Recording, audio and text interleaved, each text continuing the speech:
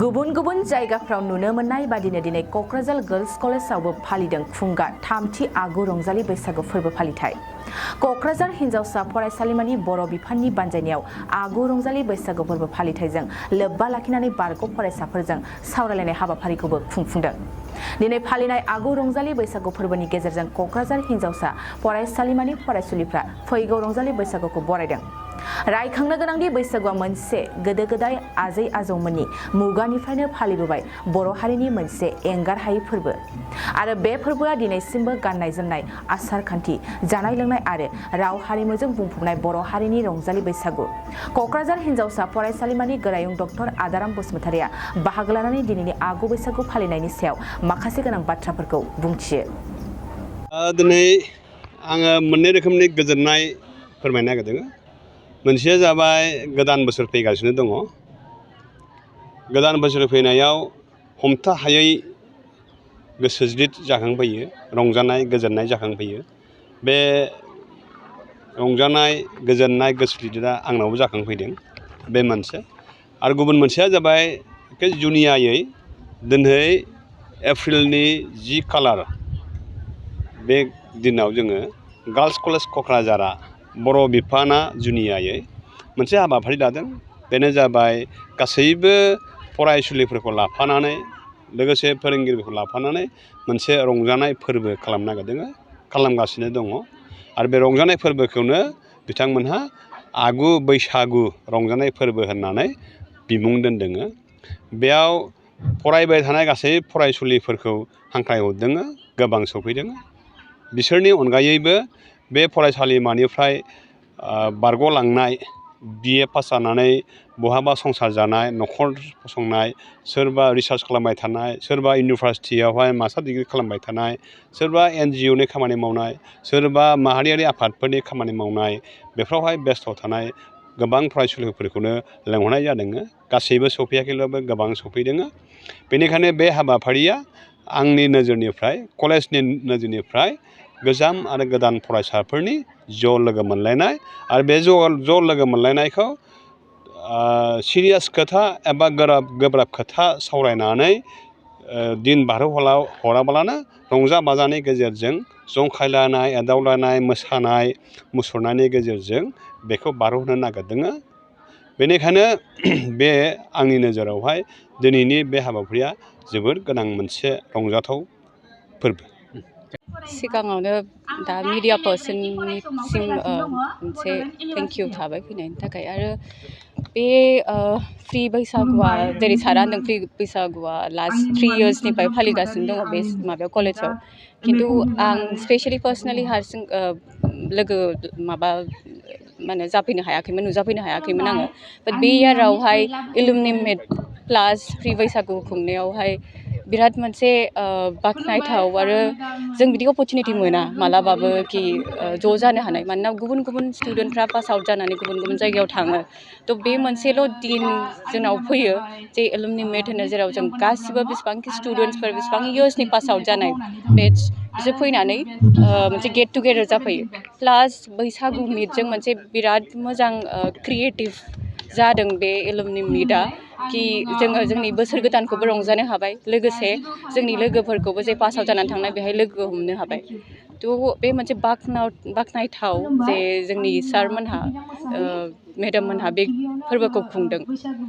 आरो आं माखासे स्टुडेन्टसफोरखौबो होननो सानो कि एलुमनि मिटखौ जेरै मेडामाबो होन्दोंमोन कि माखासे स्टुडेन्टसफ्रा मिथिया।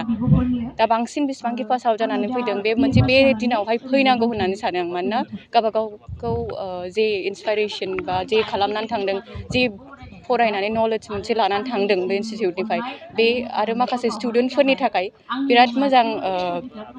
इन्सपिरेसन जायो प्लास मा खालामदों बेफोरखौ मिन्थिनोबो बाहागो मोनसे चान्स मोनो आरो ओमफ्राय बेनि सायाव आं सानो कि not only knowledge and information and also' मोनसे स्पेस जायो बियो जेरावहाय फैनानै मा गाव क्रिएटिभिटि आइडियास सानदों जेरैहाय आं मोनसे दा अर्गेनाइजेसनजों खामानि मावो स' माखासे जोंनि स्टुडेन्टसफ्राबो मावनो लुगैगोन खोमा सारमोनहाबो लेंहरबाय थायो आंखौ कि मोनसे फैनानै जोंनि स्टुडेन्टफोरखौ बुंफै माफै होननानै थ' बे मोनसे आं चान्स अपरचुनिटि मोनो कि स्टुडेन्टसफ्रा फैनानै बिदि एलुमनि मेट बा फ्रि बैसागुखौ मोनसे फैजोबनांगौ खालि नट अनलि कारेन्ट स्टुडेन्टस जे पास आउट जालांनाय आरो बेखौनो बुंनो सानो रंजालि बैसागुनि फारसे मा फोरमायगोन नोंथाङा एबारथ' बिराद भाइब्रेन्ट बिराद मोजां कालारफुल नुदों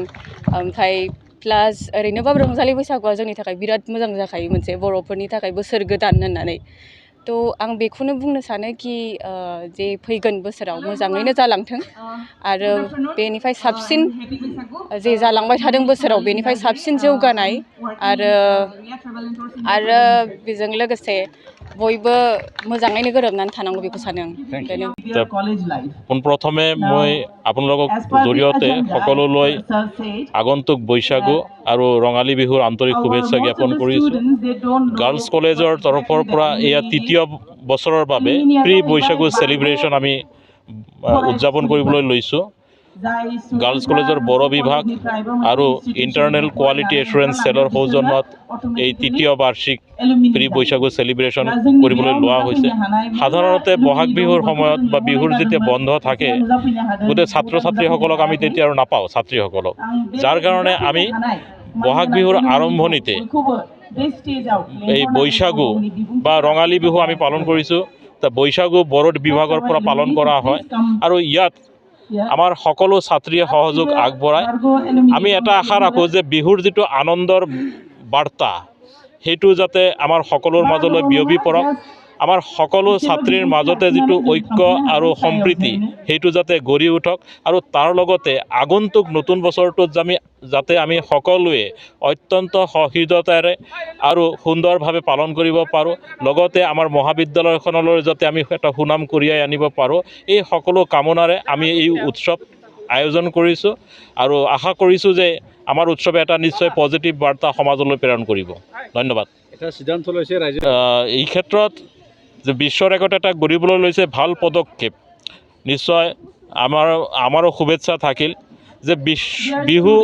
অত্যন্ত প্ৰাচীন কেৱল বিহু বুলি কথা নহয় বিহু বুলি কোৱাৰ লগে লগে তাৰ লগে লগে আমাৰ বিভিন্ন জনজাতিসকলৰ যি একে সময়তে পালন কৰা উৎসৱবোৰ আছে সেইবোৰৰ কথাও আহি পৰে তথাপি বিহু যেতিয়া বিশ্বৰ দৰবাৰলৈ যাব গোটেই বিশ্বত যেতিয়া পৰিচিত হ'ব নিশ্চয় এজন অসমবাসী হিচাপে বা অসমীয়া হিচাপে মোৰ বাবেও গৌৰৱৰ বিষয় হ'ব গতিকে চৰকাৰৰ এই পদক্ষেপলৈ মই অভিনন্দন জ্ঞাপন কৰিছোঁ আৰু আগন্তুক দিনত কেৱল বিহু নহয় অন্যান্য আমাৰ জনজাতিসকলৰ যিসমূহ বসন্ত উৎসৱ আছে যেনে বড়োসকলৰ বৈশাগু আছে ৰাভাসকলৰো আছে এইসকলৰো যি উৎসৱ তাকো যাতে বিশ্ব দৰবাৰত লৈ যোৱাৰ কাৰণে চৰকাৰে ব্যৱস্থা কৰে তাকে মই আশা কৰিছোঁ